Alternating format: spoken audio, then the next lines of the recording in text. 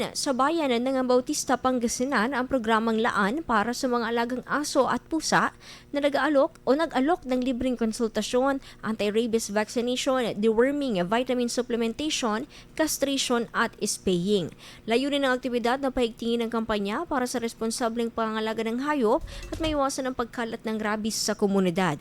Kabilang din sa programa ang talakayan hinggil sa Republic Act No. 9482 o Anti-Rabies Act of 2007 upang mapalawak ang kaalaman ng publiko sa wastong pangangalaga ng mga alagang hayop.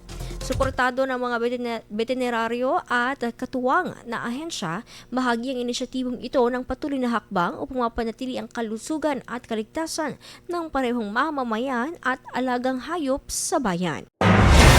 IFM News. IFM News. IFM News.